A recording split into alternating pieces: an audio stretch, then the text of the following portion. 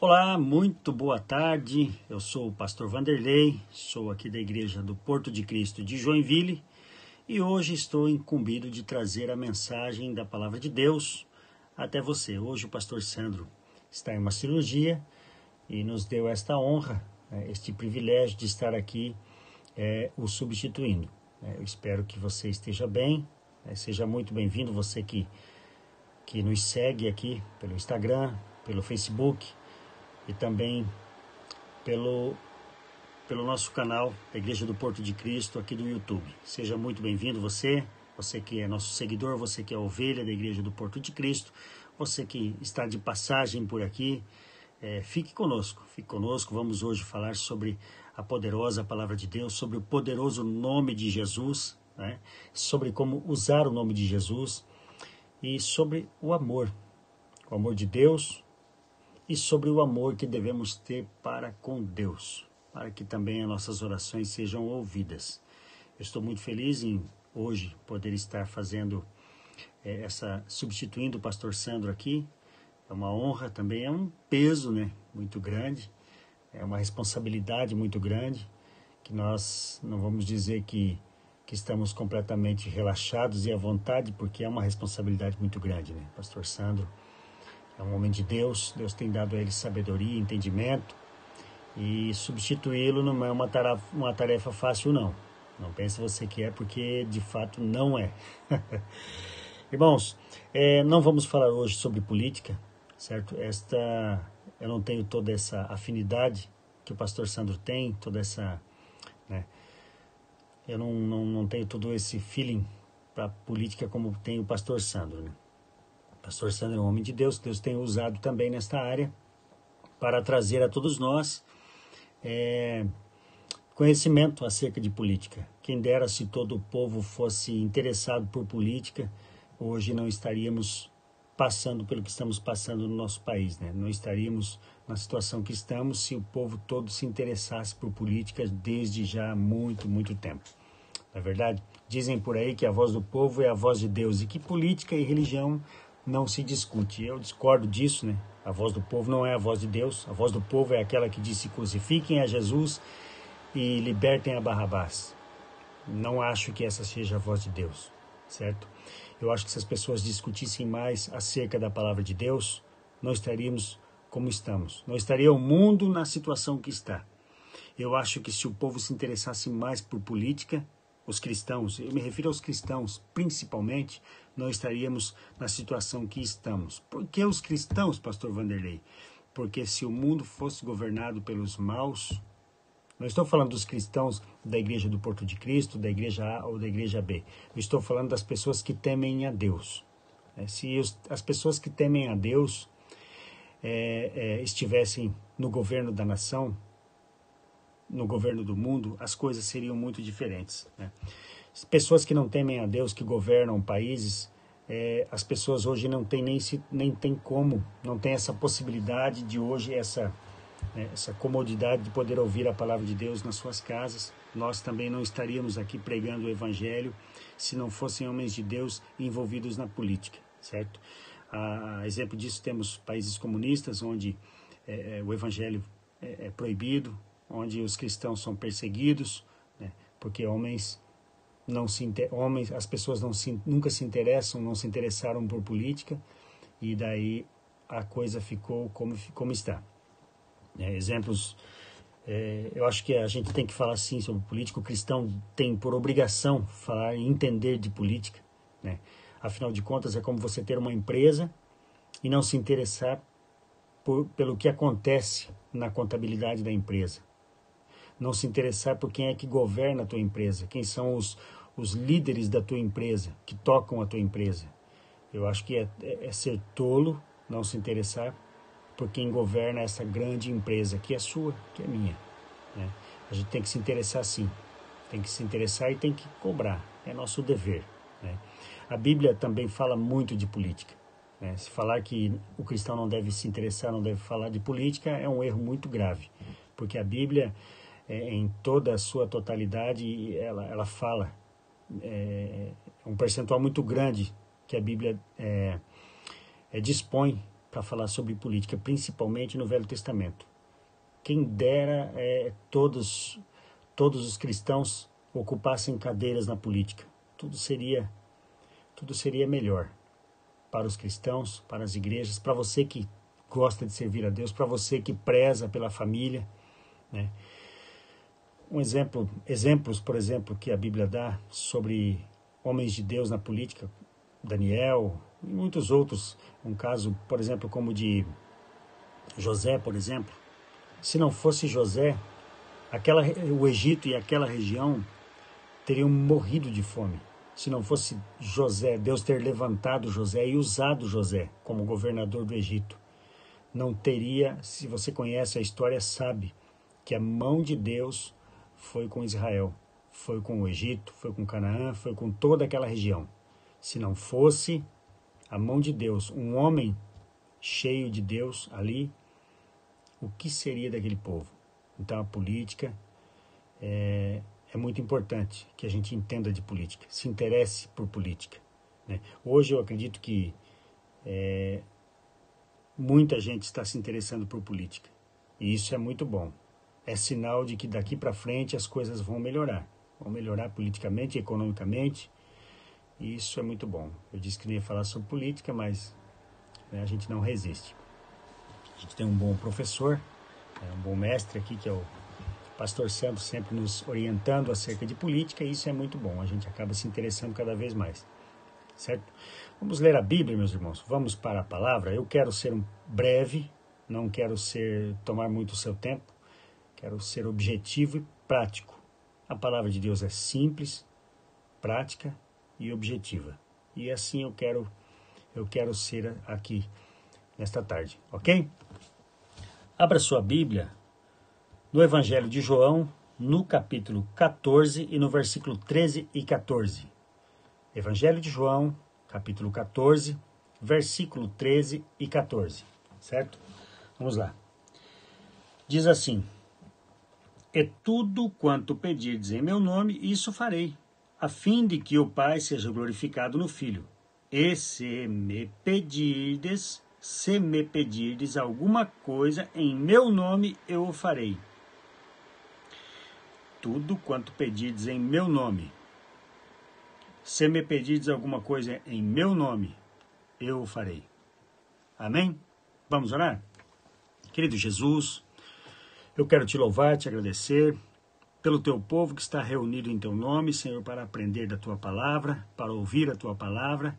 Abre, Senhor, o entendimento dos teus filhos para compreendê-la, Senhor, de maneira simples, de maneira clara, de maneira objetiva e prática, Senhor, para enriquecer o conhecimento acerca de ti, Senhor, e também acrescentar a fé em ti, ó Deus. Abre, Senhor, também a nossa boca e enche, Senhor, com a tua palavra, Senhor, que o teu Espírito Santo possa, Senhor, nos usar com sabedoria, com ousadia, Senhor, para que os teus filhos sejam enriquecidos, ó Deus, acerca da tua palavra. Em nome de Jesus. Amém. Irmãos, veja só. E tudo quanto pedirdes em meu nome, isso farei, a fim de que o Pai seja glorificado no Filho. Se me pedirdes alguma coisa, em meu nome eu o farei. Parece até redundante, né? Parece até redundante. Quando a gente lê isso, a gente pensa assim, tudo quanto pedirdes em meu nome. Parece que aqui não há restrição nesse tudo, né? Então por que às vezes eu peço as coisas e nada acontece? Então por que as pessoas hoje estão tão frustradas? O que você mais vê nas igrejas por aí são pessoas frustradas que não alcançaram os seus objetivos diante de Deus, que pediram, fizeram campanhas, fizeram de tudo e não alcançaram o seu intento, parece que não foram ouvidos por Deus. Onde está o erro? Se aqui a palavra diz simplesmente assim: e tudo quanto pedirdes em meu nome, isso farei. Tudo. Se me pedirdes alguma coisa em meu nome, eu farei. Então por que as coisas não acontecem quando eu peço? O que está acontecendo? Onde está o erro? As pessoas hoje estão muito frustradas com relação a isso. Ouvem os seus líderes As igrejas hoje, com esse pensamento positivo, afirmação de que você pede, que você decreta, em nome de Jesus as coisas vão acontecer, né? E daí as pessoas não recebem e ficam frustradas, muitos até se revoltam contra a igreja, contra seus líderes, se revoltam até contra Deus. Se revoltam, saem da igreja, abandonam a fé, vão para o mundo. E quando você pergunta o que você está fazendo aqui, ele diz assim: Deus não me ama. Deus nunca me ouviu. Eu pedi as coisas ao Senhor e Ele nunca me dava. Pedi muita coisa a Deus. A palavra dele diz que tudo quanto eu pedisse em seu nome, Ele me daria. Por que Ele não me deu? O que foi que eu fiz de errado? Por que Deus não me deu? Hoje você está aqui, talvez você pode estar pensando, puxa, é verdade. Quantas coisas eu já pedi a Deus em nome do Senhor Jesus e Ele não me deu? Quantas coisas eu pedi, às vezes até uma coisa simples, talvez uma cura, uma coisa muito necessária. E Deus não me deu. Por que Ele não me deu? Eu pedi uma coisa, eu queria tanto uma determinada coisa e pedi tanto, fiz tanta campanha. Eu fui naquela igreja, dei tudo o que eu tinha para a igreja, em prol de receber aquilo. Pedi em nome de Deus, em nome de Jesus, e não recebi. O que aconteceu? As pessoas disseram, poxa, eu dei o meu melhor. Aquelas pessoas disseram naquela igreja que se eu pedisse e desse o meu melhor, ofertasse o meu melhor a Deus, eu receberia. E eu não recebi nada, nem o que eu dei. Quem dirá 100 vezes mais que me prometeram. Por quê? Por quê? Aí você se pergunta, mas o que é o... Eu te pergunto, o que é o teu melhor? O que você deu para Deus? O que era o teu melhor? Deus pediu o que para você? Já começa aí. O que Deus te pediu? Vamos supor que Deus tivesse te pedido alguma coisa. O que Ele poderia ter te pedido que Ele não tenha? Que Ele possa usar? O que é o teu melhor? Uma vez uma irmã me comentou sobre isso. Talvez até ela esteja assistindo aqui. Que a igreja onde ela ia, eles pediam que a pessoa desse o melhor. E isso é comum mesmo. Eles pedem, dê o seu melhor, dê o seu melhor. O que você tem de melhor? É 10 reais? Não, isso não é o seu melhor. O que é o seu melhor? Muitas pessoas dão casa, dão carro. O que é o seu melhor? E eu disse a ela, realmente, Deus quer o seu melhor. Você deve dar o seu melhor para Deus. Mas o que é o seu melhor? O que é que você tem que Deus não tenha? O que é que você tem que Deus não tenha e que Ele possa usar? Pense. Irmãos, quando Deus pediu a Abraão que lhe desse o seu filho Isaque, Deus estava pedindo realmente o filho Isaque? Depois se arrependeu e não quis mais? Pense bem. Não. Deus estava pedindo o melhor de Abraão. Deus estava pedindo o seu melhor. E o seu melhor era o que? Era o Isaque? Não.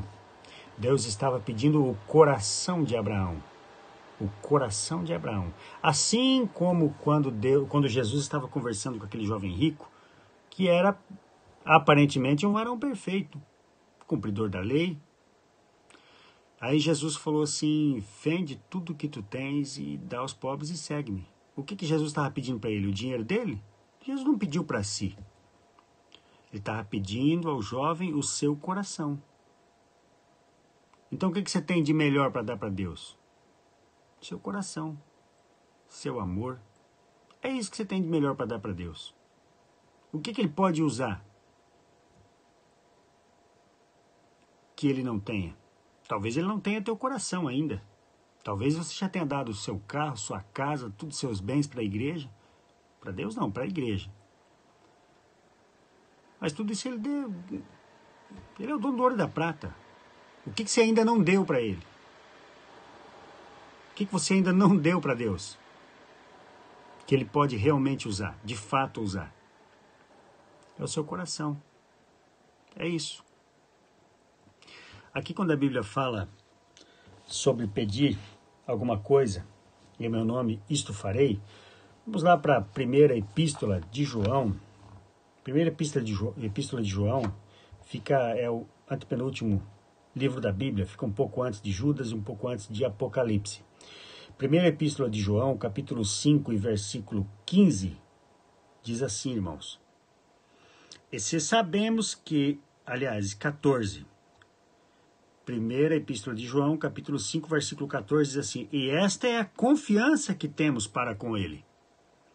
Se pedirmos alguma coisa segundo a sua vontade, ele nos ouve. Opa, peraí. Como é que funciona o negócio? Então, o que está querendo dizer aqui, onde eu acabei de ler antes, onde eu li antes? Quando você fala, olha só, quando Jesus fala assim, você pedir alguma coisa em meu nome, eu vou fazer.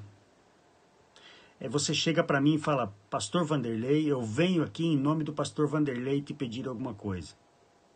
Peraí, mas eu estou aqui, não precisa falar na terceira pessoa. Você está entendendo? Quando Jesus fala que você deve pedir alguma coisa em seu nome, e ele de fato o fará, ele está falando que você peça alguma coisa de acordo com sua vontade, de acordo com o procedimento, de acordo com a palavra de Deus. Entende? De acordo com os planos que ele tem projetado para a sua vida. Às vezes pedimos coisas que Deus não nos tem intenção de dar. E Deus sabe o porquê. Deus é sábio. Não é porque não nos ama. É pelo contrário. É porque ele nos ama. E é por isso que ele não nos dá.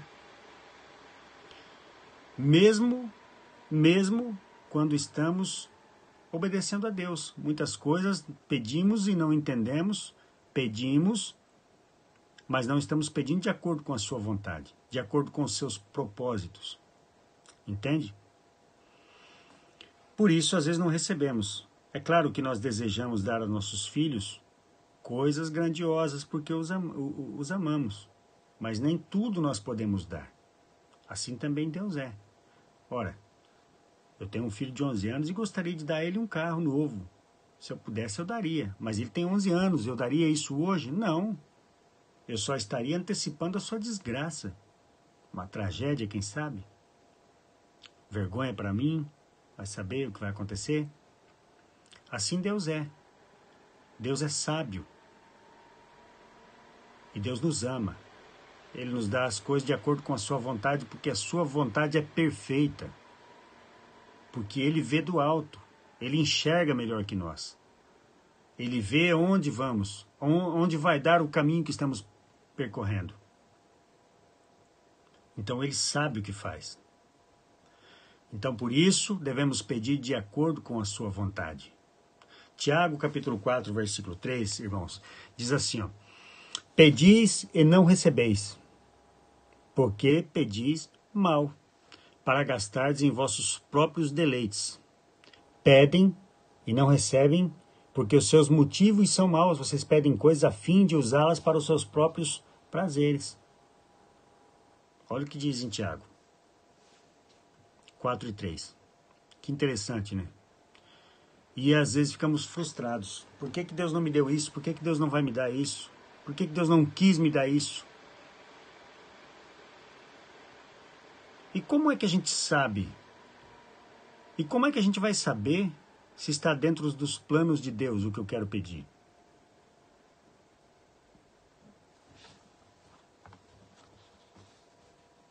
E como é que eu vou saber se está de acordo, segundo a vontade de Deus, o que eu quero pedir? E como é que eu vou descobrir isso? Tendo intimidade com Deus, desenvolvendo intimidade com Deus. E a gente desenvolve intimidade com as pessoas que a gente ama. Quanto mais tempo passamos junto com as pessoas que amamos, quanto mais tempo temos comunhão com as pessoas que amamos, quanto mais tempo conversamos com as pessoas, dialogamos e andamos junto com as pessoas que nós amamos, mais nós descobrimos as suas vontades. A sua vontade. Mais nós descobrimos os seus gostos, o que a pessoa gosta de ouvir, o que a pessoa gosta que eu faça, como que a pessoa gosta que eu ande. Esse tipo de desenvolvimento acontece, de intimidade acontece somente com as pessoas que amamos. Somente com as pessoas que amamos.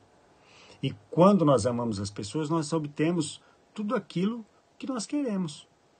porque pedimos não só...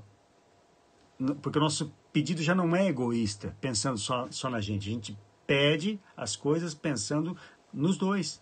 Quando amamos, tudo que vamos fazer, pensamos nos dois. Sempre assim. Quando eu estava namorando, eu lembro, para me casar com a minha esposa, tudo que eu ia fazer, eu pensava nela. Tudo que eu ia comprar, eu pensava nela. Se ela ia gostar, se ela ia achar bonito. Não é assim? E quando nós amamos a Deus, deve ser assim. Tudo que nós vamos fazer, devemos pensar nele. Se ele vai gostar, o que ele vai pensar disso? Será que ele vai gostar disso? Então, assim deve ser. E quando pedimos alguma coisa, pedimos pensando se vamos agradá-lo ou desagradá-lo. Se ele vai gostar disso ou não. É como se você vai assistir uma certa programação, por exemplo, televisiva, e sentar do lado e dizer assim, senta aqui, Espírito Santo, meu amado, vamos assistir isso comigo. Tem coisa que não dá, né, para ele assistir junto. Então não assiste. Tem lugares que você pode ir, tem lugares que você não pode ir. Por quê, pastor? Porque tem lugares que, se eu for, a minha esposa não pode ir junto. Então não é bom que eu vá. Se ela não pode, então não é bom que eu vá. E também, se eu tiver que ir num lugar que eu não posso levar ela, eu não teria prazer em ir. Porque não me dá prazer ficar longe dela. Assim deve ser com Deus. Se eu vou a um lugar onde Deus não pode entrar, então não tem graça nenhuma eu ficar ali. Porque o meu amado não vai estar comigo ali. Essa é uma linha de raciocínio muito simples e prática. Olha o que a Bíblia diz aqui, ó. No Evangelho de João, no capítulo 14, no versículo 21. Aquele que tem os meus mandamentos e os guarda, esse é o que me ama. E aquele que me ama será amado por meu Pai. E eu também o amarei e me manifestarei a ele. Nisto você é conhecido. Nisto você é conhecido se ama a Deus ou não. Porque você guarda os mandamentos. Então, quando você realmente ama a Deus, e não é só por palavras, você guarda os seus mandamentos. Isso é amar a Deus. Uma vez eu estava pregando e perguntei na igreja quantos ali estavam que vieram, servem a Deus porque querem ir para o céu. Quase todo mundo levantou a mão. Talvez os que não levantou porque ficou com preguiça de levantar, né? Mas é natural que todos levantariam a mão. Quantos estão aqui porque querem ir para o céu? Aí perguntei, quantos estão aqui porque têm medo de ir para o inferno? Muitos levantaram a mão também. Buscam a Deus pelo motivo errado. Você deve estar aqui porque ama a Deus. Ora, ir para o céu é consequência de amar a Deus. Se você o ama e guarda os seus mandamentos, é claro que você vai para o céu. Então você não tem que se preocupar com o inferno. Não é lógico isso? Não é lógico isso? É igual as pessoas que buscam a Deus pelo motivo errado, vão para as igrejas buscando prosperidade financeira, buscando talvez uma cura apenas, recebem a cura como os 9 leprosos, dos 10, só um voltou, conseguem o que quer e abandonam Jesus. Buscam a Deus pelo motivo errado. Buscam ao Senhor pelo motivo errado. E é certo isso? Buscam a Deus porque tem medo de ir para o inferno. E acaba indo para o inferno do mesmo jeito. Porque não está preocupado em agradar a Deus. Está preocupado em escapar do inferno. Não está preocupado em amar a Deus. Nunca amou a Deus. Amar a Deus é diferente. Você não se preocupa com o inferno. Se você o ama e guarda os seus mandamentos. Ir para o céu é consequência de andar com ele. Ser curado é consequência de andar com ele. Ser próspero é consequência de andar com ele.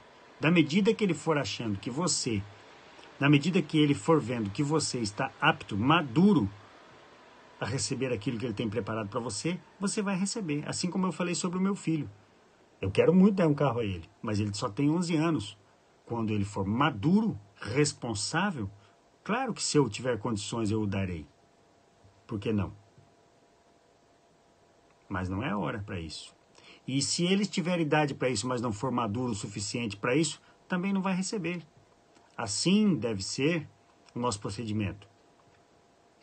Certo? E assim também nós devemos entender quando não recebemos algo de Deus. Aonde está o problema? Onde está a culpa? Onde está o erro? É claro que é em nós. Alguma coisa está errada. E se tem alguma coisa errada, certamente é comigo. Por que eu não estou recebendo isso? Alguma coisa eu estou fazendo de errado. Alguma coisa não está certo. Aí você procura entender o que está acontecendo. Busca em Deus o que está acontecendo. Se realmente o que você está pedindo é da vontade de Deus. Se realmente está de acordo com a sua vontade. E daí você vai receber. Busca primeiro o reino de Deus e a sua justiça. E as demais coisas, as de segundo plano, vos serão acrescentadas. De segundo plano. O primeiro plano é agradar a Deus. Buscar a Deus. Buscar o reino de Deus e a sua justiça. Não se preocupe com o restante. O resto vai vir, é consequência de amar a Deus. É consequência de buscar o reino de Deus e a sua justiça. Não fique frustrado. Não culpe a igreja por você não receber o que você tanto quer. Não culpe a Deus por não ter conquistado aquilo que você queria tanto conquistar. Hoje as igrejas, infelizmente, pregam um evangelho diferente, sabe?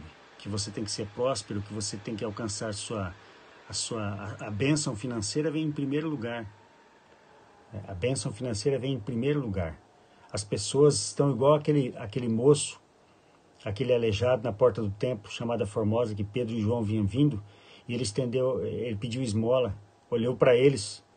Quando Pedro disse assim, olha para mim, ele olhou esperando o quê? É igual as pessoas quando estão na porta da bênção e não se tocam, não entendem que o paliativo não é bom, não é importante. É só temporário. Ele olhou esperando receber alguma coisa. O quê? Dinheiro.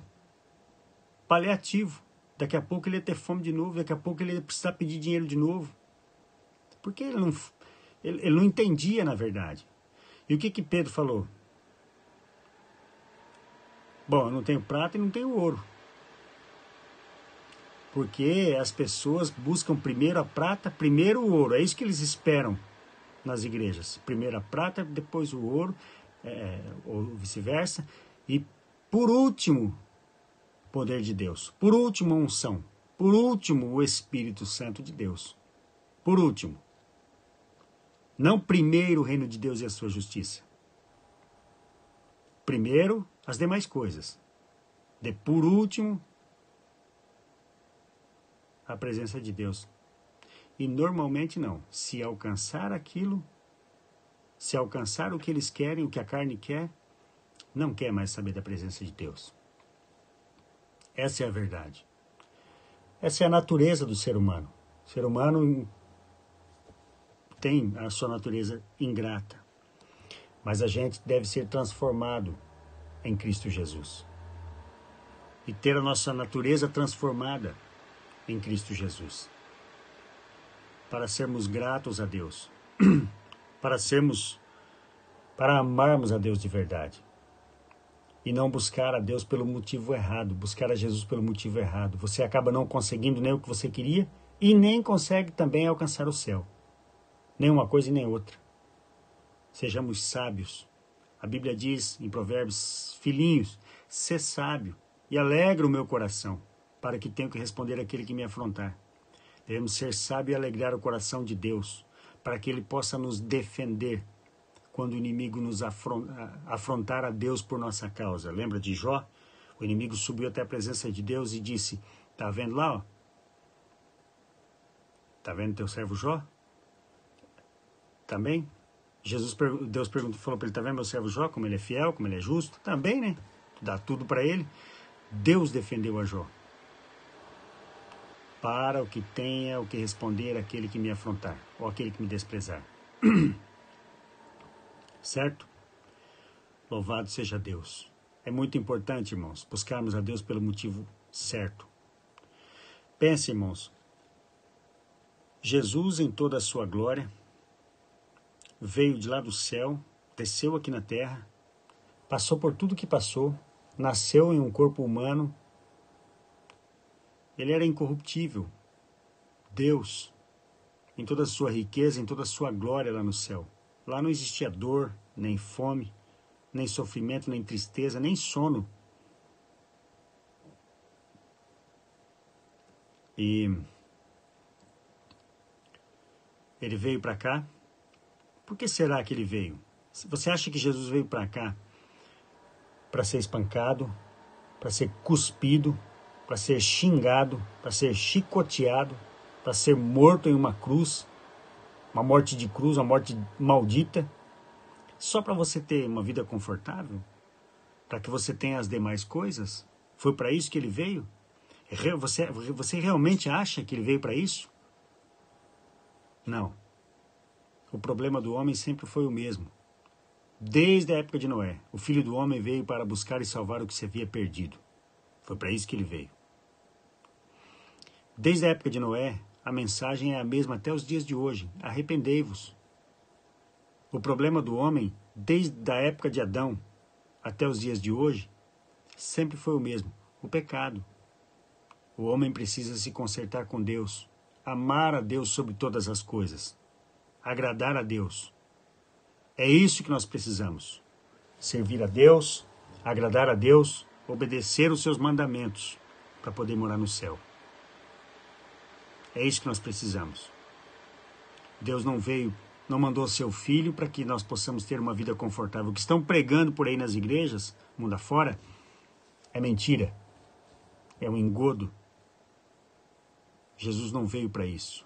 Irmãos, você tem que ter uma vida confortável. O crente, uma vez eu vi um camarada falar aí, que o crente que vive uma vida de miséria, uma vida que é pobre, é porque está em pecado, é porque está em falta com Deus, porque... O que é isso, rapaz? O que é isso? Jesus não veio para isso, não. Jesus veio para que você tivesse vida, e vida eterna, vida com abundância. É para isso que ele veio. Ele veio para buscar e salvar o que se havia perdido. Ele veio para nos resgatar. Então, preocupe-se em amar a Deus. Preocupe-se, ocupe-se em guardar os seus mandamentos. O ser humano, ele vive... É uma eterna busca, incessante, constante, frenética pela felicidade. Não é verdade? As pessoas querem ser felizes. O desejo do ser humano é encontrar a felicidade. Você quer ver o que é ser feliz? É simples. A Bíblia é muito simples e prática. Abra sua Bíblia aí. No primeiro Salmo.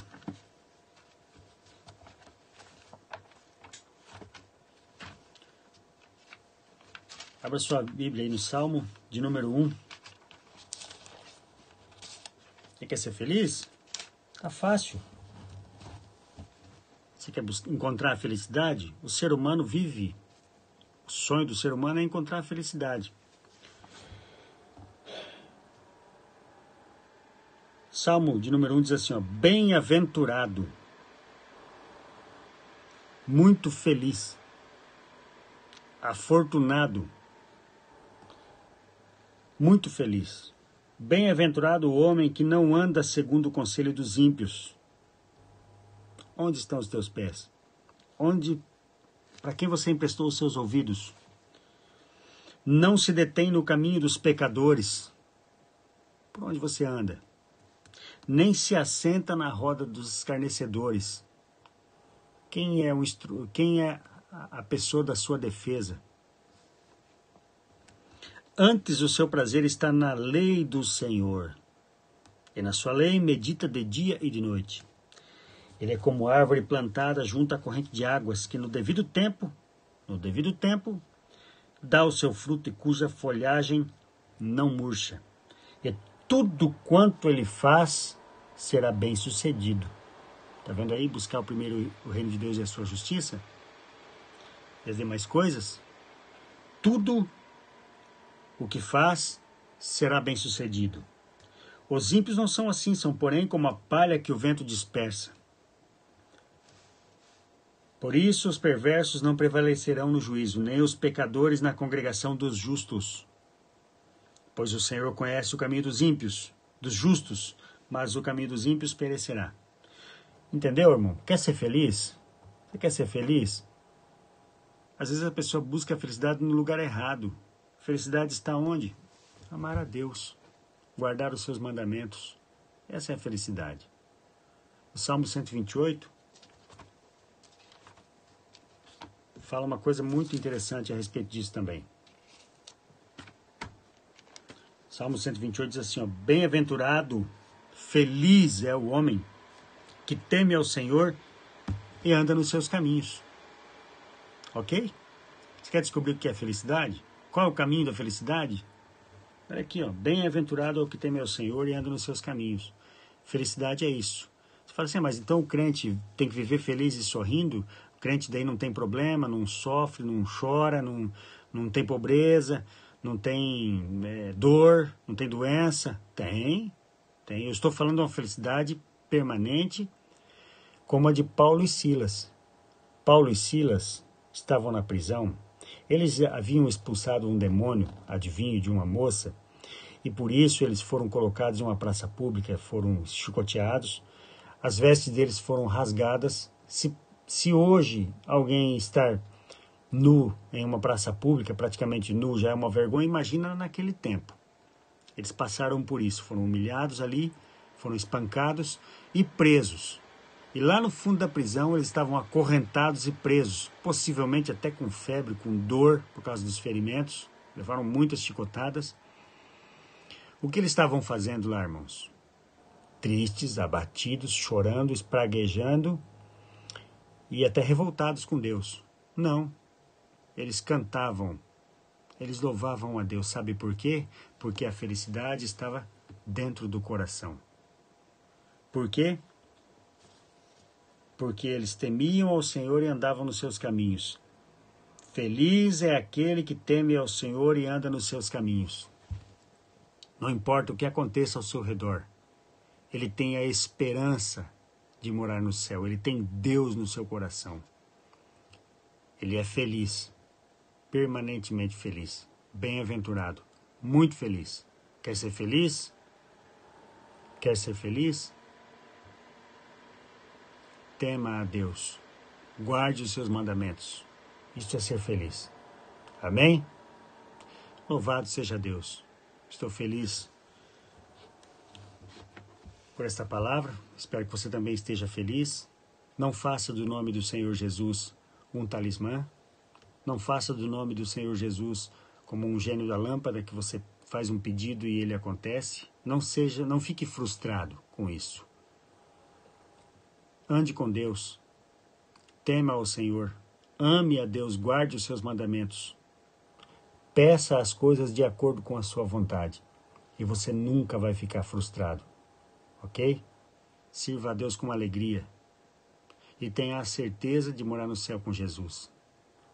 Não tenha medo do inferno, não tenha medo do mal. Quem anda com Jesus não precisa se preocupar com isso, ok? Vamos orar a Deus. Vamos orar ao Senhor, você que está aí, que está às vezes com alguma coisa que você pediu a Deus e não recebeu.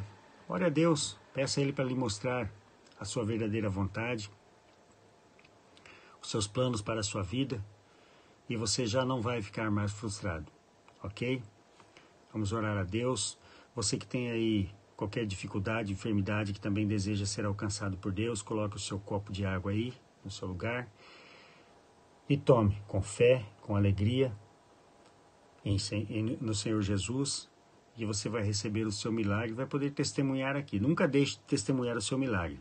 É muito importante para que as pessoas que estejam talvez passando pelo mesmo problema que você também possam ser alcançados por este milagre. Tá ok? Vamos orar então. Querido Jesus, eu te louvo, Senhor, e te agradeço, Senhor, por este momento maravilhoso que Tu nos deste, pela Tua palavra, ó Deus, que foi pregada aqui. Bendito é o Teu santo e poderoso nome, Senhor. Senhor Deus, que esta palavra seja uma semente, Senhor, brotando, Senhor, germinando no coração de todos aqueles que ouviram, Senhor, esta palavra.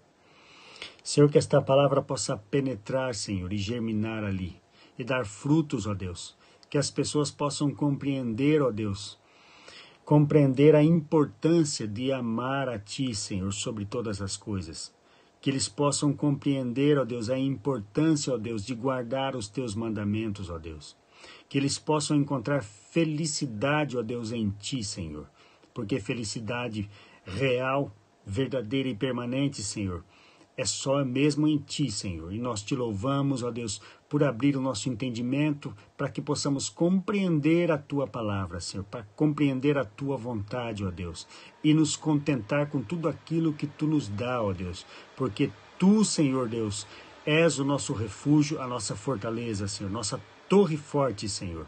Fica conosco, Senhor, abençoa, Senhor Deus, a água, Senhor, destas pessoas, desses irmãos, ó Deus, que dispuseram aí na frente do seu televisor, na frente do seu celular, ó Deus, que colocaram esta água ali com fé, Senhor. A fé está em Ti, ó Deus, em nome de Jesus. Em nome de Jesus, abençoa o Teu povo, ó Deus, em nome de Jesus. Amém.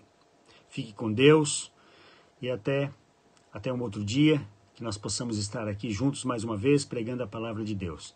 Curta e compartilhe esta mensagem para que outras pessoas possam ser alcançadas também pela palavra de Deus. Amém?